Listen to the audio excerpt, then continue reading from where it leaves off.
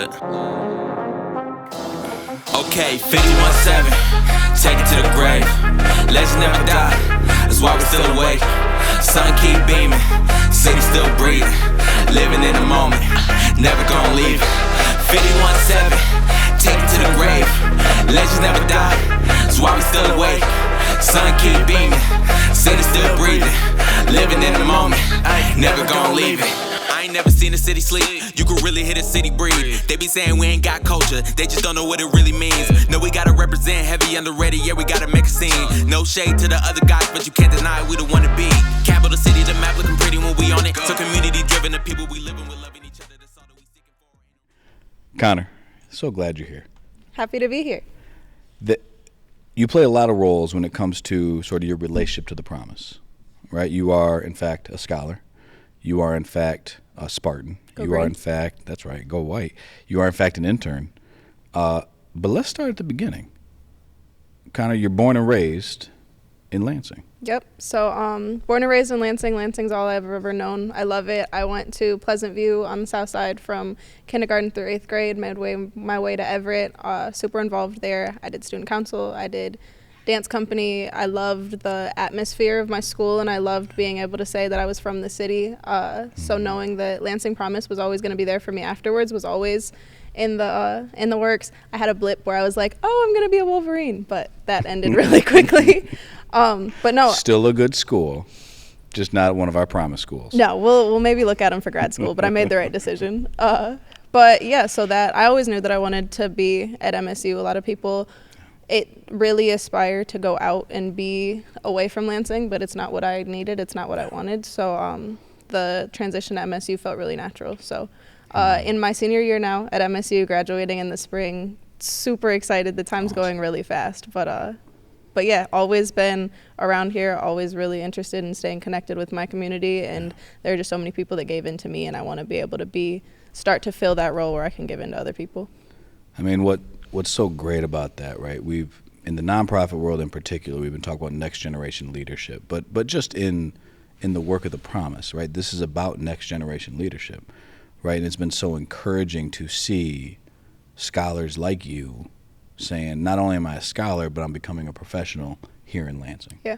Right? Kind of laying down your roots. Now, here's the cool part. You already had roots. So these roots just get bigger. They get stronger. They get broader. You know, you think about like a big oak tree, right? The oak trees are like 100 feet tall and like 200 feet wide.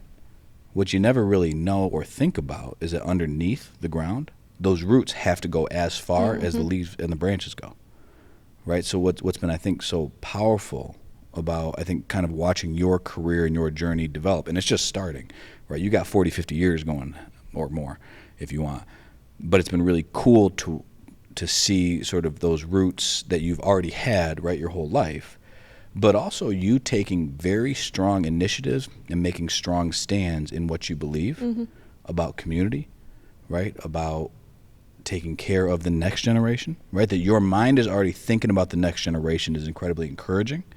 And that's demonstrated both in your work with the Village, that's demonstrated in your work, I think, generally engaging in community. But we'll go to James Madison, and then we'll get to the community aspects. What kind of drew you to the James Madison College? Yeah, so I knew it was MSU, but I think if it wasn't MSU, JMC would have pulled me in anyways. So Sure. I took AP Government and Sociology in high school, and I was super, super interested in those classes, but separately a little bit. Yeah. I knew that government, the political science side of things, didn't really fill the whole gap that I was looking for, because yes, we're talking government, we're talking policy, but who are the people that are being influenced by that? And then at the same time I was taking sociology, and all we're talking about is the people that are influenced in that and how they interact with each other. So coming into James Madison, what we focus on is how is policy affecting people, how are systems affecting people, and how can we work through our 4 years to become global citizens. So now we're considering all of these moving parts of the puzzle. And then social relations and policy, which is my major specifically, we are literally working to connect how is community interacting with government, who are the people that are making decisions, who are the people that are being impacted by that. And I've always known that advocacy through policy is really where my interest is in, because there are so many people that are disadvantaged, for reasons that are laws that are set in place to keep them disadvantaged, or maybe people aren't considering the ways that they're affected by that. And in all of my classes, we're doing case studies, we're making policy proposals on how can we use our lived experience and the experience of others just by listening and hearing stories to start to better those lives and break down some of the systems that are keeping people oppressed. It's a powerful concept to be human and person-centered, right? To think about what the actual impact is. And to your point, sometimes systems are by design, and sometimes systems are simply de facto, right? The impact after the fact takes place. Then the question, of course, becomes, when we know that the impact has affected maybe a specific population in a specific way, now what's our responsibility, right? I think what's so great, let's break down a little bit, if you could. When we talk about systems and structures, you've actually been very much a part of unique policy development recently. Let's talk about that a little bit, right? So the Michigan Promise Zone Authority Act, I always have to say it quietly, step by step. Michigan Promise Zone Authority Act, by statute, has created 15 promise zones. The Lansing Promise is one of those and has been since 2009. Our first scholarships in 2012. We've been able to provide tuition. We eventually went to tuition and course fees. But there's a movement for really supporting our scholars in a more meaningful way based on lived experience. Maybe tell us a little bit about that and maybe what role you've played in this new legislation. Yeah, so as a student, I've seen the benefit that scholarship dollars does for my education. It allowed me to go to MSU, pursue a 4-year degree, and not necessarily have to worry about that tuition bill at the end of the semester. But a lot of the hard part with that is, how do I afford housing? How do I afford my meals, my transportation to campus? There are a lot of different factors that are moving, and with picking up part-time jobs and all of the extra dollars that I'm trying to pick up outside of my classwork, it just gets really hard. So we're finding that students are getting to college, they feel really empowered to want to get this degree, but the steps that they need to take to get there are really hard. So finding legislation, in February I was able to work with people from Promise Zones all over the state to tell the House Appropriations Committee that this is an issue. So we have students that want to get through college, but where can legislation step in to help fix the steps? So Senate Bill 350 proposes that, which has now passed into law, but says that promise dollars can expand to cover not only tuition, but also housing costs, transportation, and childcare. So we're really starting to step by step eliminate some of the barriers to get people through college, because if we're getting people onto campuses, that's great, but if we're not getting them to that degree, we need to figure out some extra steps to take. And so it felt really empowering to be a student talking about my own lived experience, to see this legislation pass and how it's going to impact generations of Promise scholars. And it only grows from here. We've only been in existence for, I think, 15 years, and imagine where this can go from here on out. People are starting to know more about it, and if we keep doing the steps and taking the steps and doing the work to make this sustainable, we're going to see the benefits for generations. There's lots of power in the statement you just made, right? Let's unpack it. 4 generations. Again, you are already thinking about the next generation. That's a beautiful thing. You've already noted the importance of what folks have poured into you. Now you're able to overflow and pour into others. But also, you've had to work part-time jobs to put enough money together to pay bills. So sometimes the overflow has been because you just had to grind. Yeah. And there's nothing wrong with grinding, right? Work is work. Every single one of our scholars works, and they go to school. That's not the issue I think that we're concerned about. We're saying, and what I love, and you framed it so well, we still want to see completions, right? Our definition of success, there's lots of definitions, but one of those definitions is we want to see students complete their credential and build the career they want to build. And so I think when we're honest, and I think we've had to take some time to just listen, right? You and many of your colleagues have been able to help us see, hey, Justin, there's more than just tuition going on. Yeah.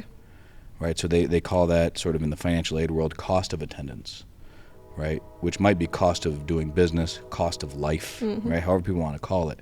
So that cost of attendance, the good news is we have some flexibility.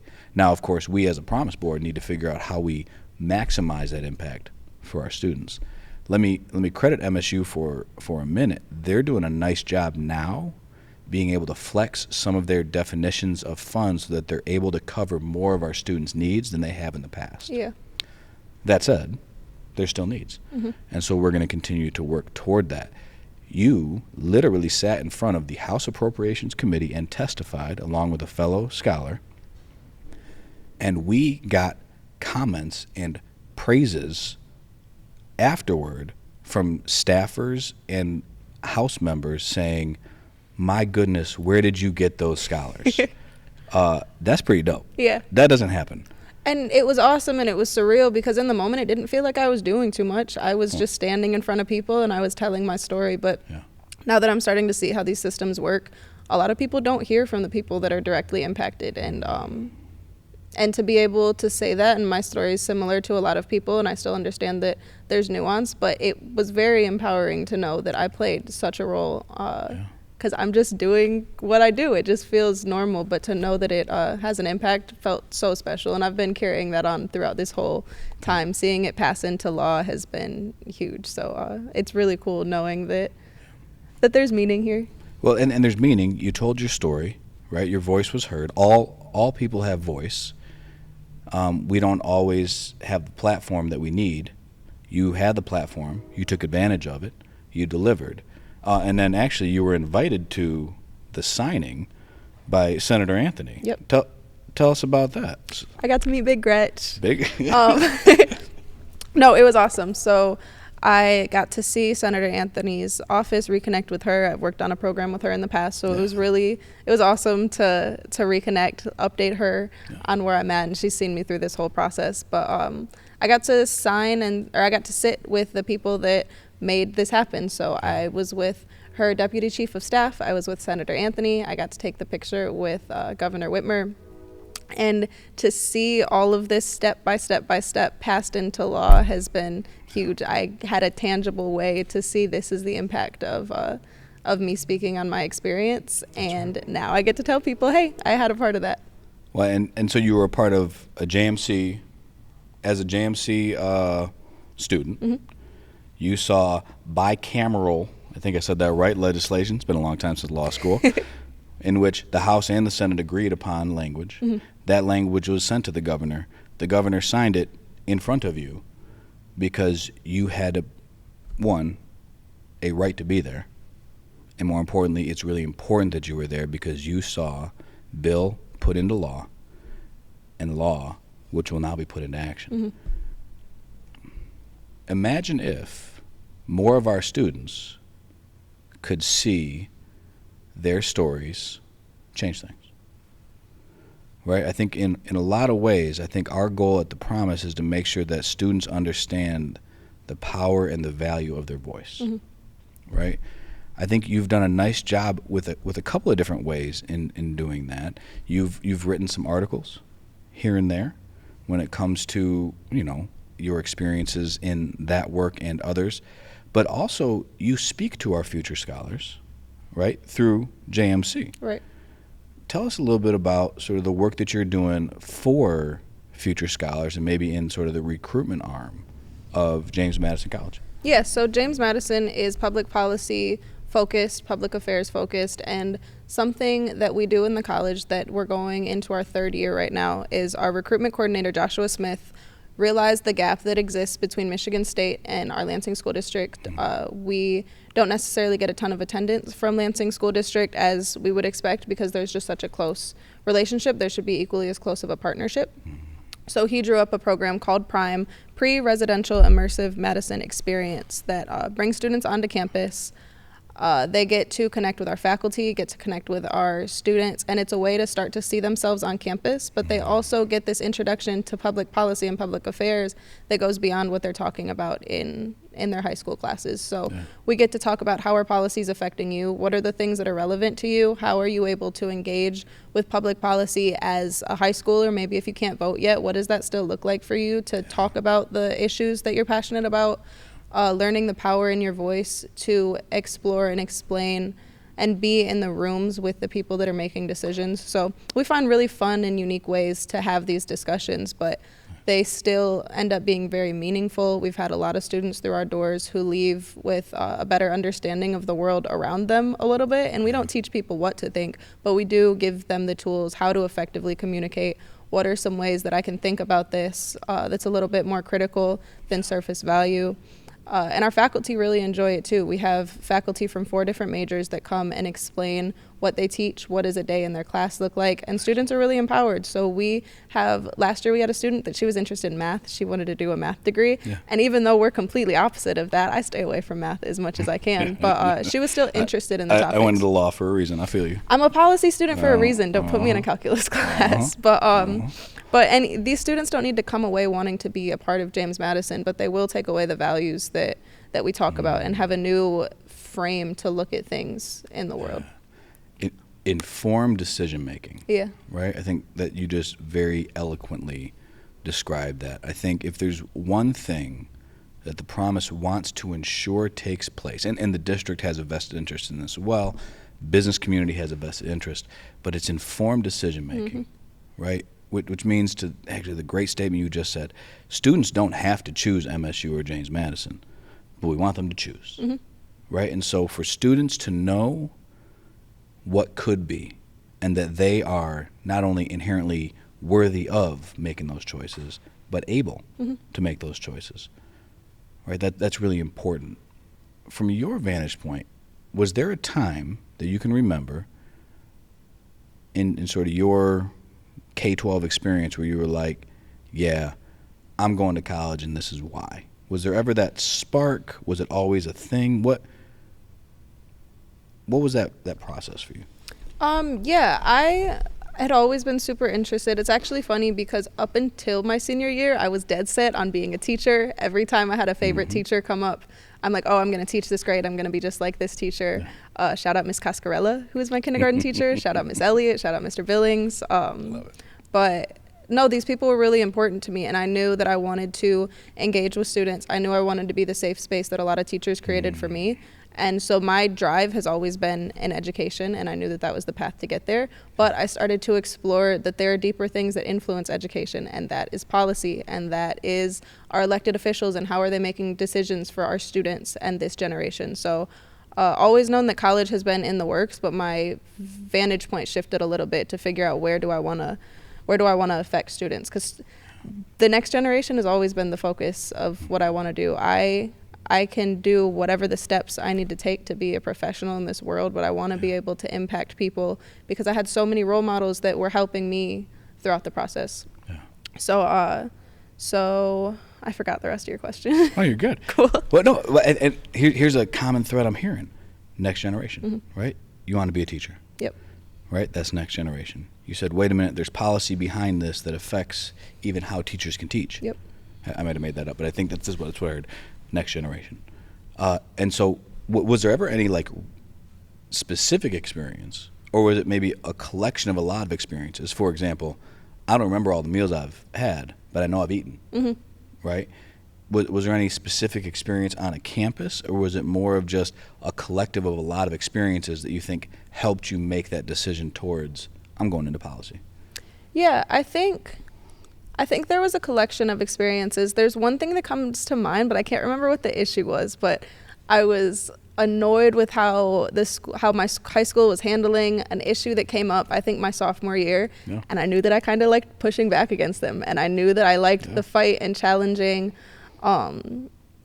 ethically, but challenging what they were saying. You gave me this rule, but why is this rule this way? And who are you considering when you're making this rule? What came to mind? And I don't remember what the issue was, but I remember that I was really fired up, and it was probably something silly. It could have been how we stand in lunch lines, but it was really important to me to make sure that I was speaking to the people that were making decisions for me.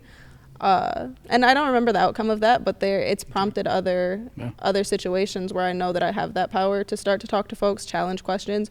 This is just the way it is. Well, why is that? And is this something that we can change? Is this something that we want to change? That's right. So I had a lot of instances like that in Everett. I always wanted to push back against the administration, but I think it made me a better student because of it, asking why to a whole lot of things. Probably more than people wanted, but I was always asking why. Well, but why with purpose too? I mean, so here's here's the most important part. It has to start small.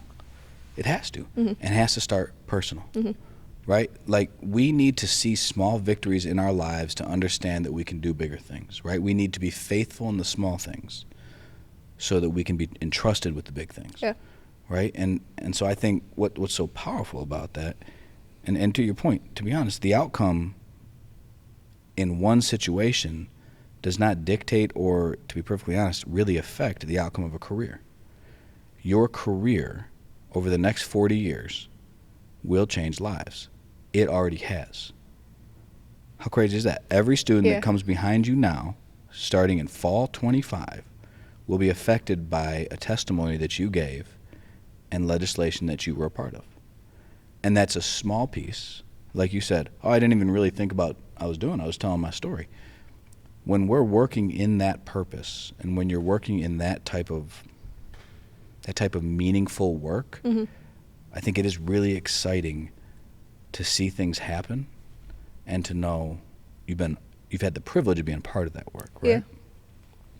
When it comes to that voice and that community voice, I think you've been a part of an organization that I've certainly loved for a long time in the Village Lansing, Mm-hmm. right? So Mike and Erica have both been on this podcast separately, and they've had a heart for community, and they've shared their perspective on it. But from your perspective, what is the Village Lansing to you, and why is it important? Yeah, so I think the foundation of the village serves a very important piece, and the way that we go about that to solve that issue is what makes us so special. So we, in 2019, recognized the issue of gun violence in the city, the way that it disproportionately affects our youth. How can we save our kids? What are the issues that they're running into? Yeah. And what we find in that is that community building, community development is the way that we stay connected, the way that we have a hand on these kids, and the way that we make sure that our families are safe and have their needs met to be able to thrive in our community. So we put on events throughout the year, events that speak to our values as a community. Our Father's Day Peace Picnic is a hit every year because we're just sitting in a park, sharing a meal, enjoying music, enjoying the people around us. And I think that speaks to all of it. We want our communities to thrive. We want to be connected with one another. And this individualistic way that we tend to live our lives, it's not helping us. I should be able to walk in a grocery store and recognize people and say hi and have a conversation because I'm a part of my community and I'm invested in the people that are around me. So our village open house that we do for graduates every year, that's my favorite event that we put on. And it's a celebration to these graduates that made it through a very hard 13 years facing obstacles that some districts around us aren't facing. So we want to celebrate our communities, and we want them to know that you always, whether you stay in Lansing, whether you leave Lansing, you have this hub to come back to, and you have people that are really invested in your outcomes. Because and we have a small approach. We would rather reach smaller numbers of families in very, very meaningful ways rather than try to touch every single person in the city and give them just a little bit along the way. So having these deep connections, having people know that we are here, connecting them to our partner organizations that are also doing meaningful work in the city. I had a really powerful conversation in class the other day where we were talking about the ways that institutions perpetuate oppression. And if we're waiting for these large institutions to make change and save our communities, it's not going to happen. And it could, and we can continue to fight for that. Sure. But it's our communities that we have to work with one another to build the resources for ourselves, to save ourselves. Yeah. If we're waiting on somebody else to save us, it's not going to happen. So I think the village and its origin took this very meaningful approach on how do we give back to the community that we love so much to make sure that we are strong for generations to come. It's really impactful work that we do. Yeah. There's a lot that goes behind the scenes that we're connecting with families that people don't even know about, but the work is more important than the spotlight sometimes. So we try to share everything that we're doing, but we're doing a lot for our families, for our students, for our community as a whole. The partnership organizations that we have are very intentionally picked because we want people that align with our values. Yeah. So that was a lot just to say, I love the village, I love the work that we do. Well, it's a lot to say because it's really important work. And what you just laid out, right? The idea of there's a group of adults who may or may not be related to kids, and these adults care for these kids, right? Which makes us family. Yeah.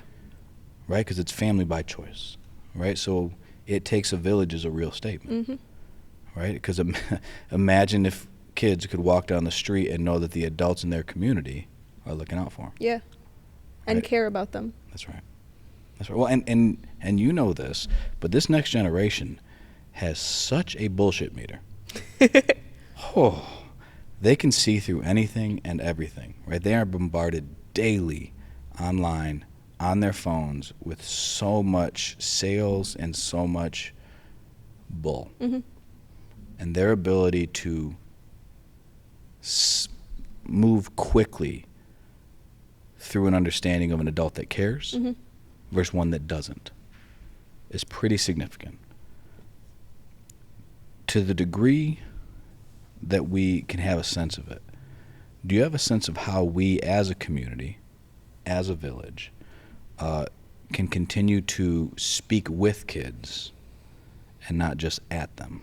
Yeah. I think bringing kids to the table is a very important piece, because in the capacity that I've worked with kids, I start to think, well, I was in their shoes not that long ago. This is what I would want to do if I were this kid in this room right now. And even only being 4 years removed, that's not necessarily true. So we have people that are a lot further removed. But the biggest piece is that these kids want to know how you're bringing value to them. If I go boast about, I want you to do this thing because it's going to help you, or it's really cool and you should want to do it, and da-da-da-da-da, they're not going to want to do it, because what are you going to give me? So students should be at the table helping to make decisions on what you think will impact them the most. Students should be able to have their voices heard and reflected in the activities that they do, because like you said, they see through a lot of BS, and it's going to be a lot harder to fake it with these kids, because they understand who is having these genuine interactions with them, who has some ulterior motive that they want to say, I helped this kid. But there's a lot that goes into it. Students should feel valued in the spaces that they're in, and you feel valued by feeling that people are listening to you and people genuinely want to understand you, rather than put you in this group, have you do X, Y, and Z activities because it'll make you better. But what does that really look like from the student's perspective? Oh, that's really good. It's interesting, right? As an old guy now, hearing these things, I think sometimes the statement that I'm learning I have to say is, I'm not the one. Right? So we talk about this concept of credible messenger, but I think what you just laid out, to be honest, might even be a little bit deeper, which is, how is it that we work to ensure that our students know that they are trusted, and therefore we want to hear from them, right? That we trust them, that what they're saying is true. And so here's the hard part.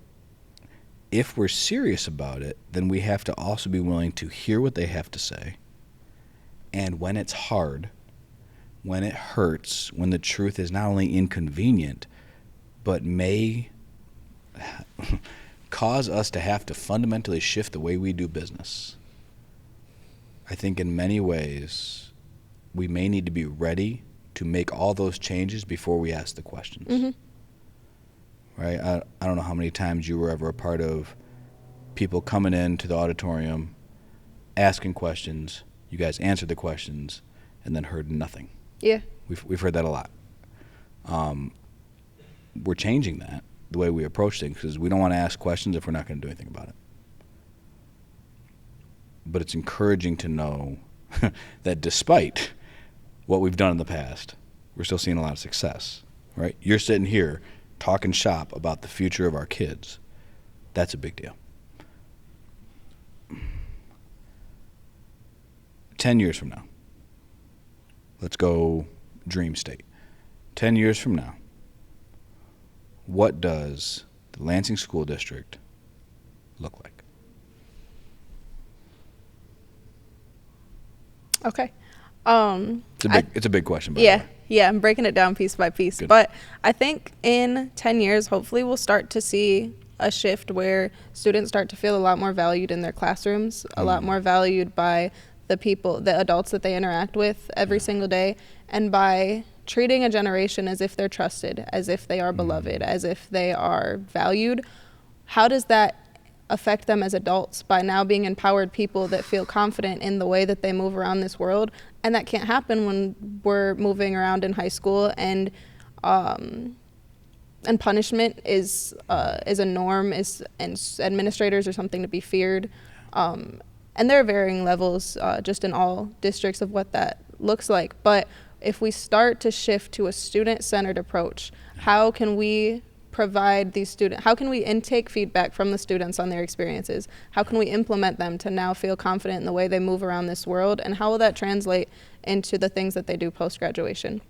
So we want to get students through their 4 years of high school to see that they're getting that diploma, and we're seeing an intake or an uptake there. I think that will continue throughout the next 4 years. Now the next step is, what do you want to do after high school? What is that plan? Are we going to go into a trade? Are we going to go into a college? Whatever path you choose to take, I just would like to see a plan there, and I think that we've seen an uptick there, and we're going to continue to see that through the next 4 years.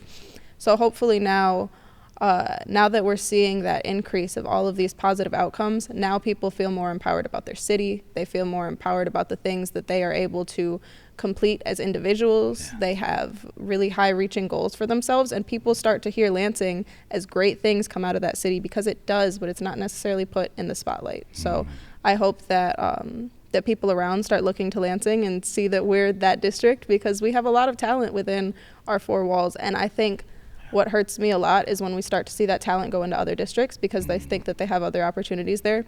That's right. But there's a lot here, and there's a lot locally, and we're someplace that people should be proud to come from.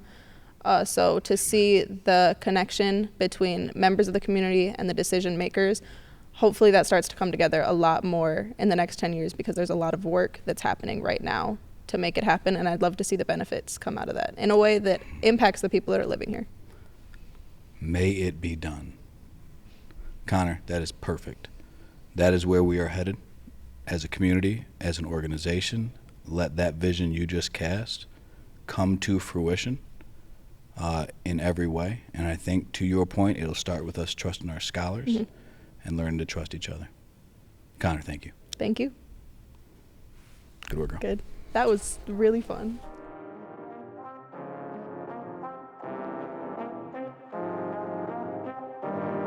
Look. Okay, 51-7, take it to the grave. Legends never die, that's why we still awake.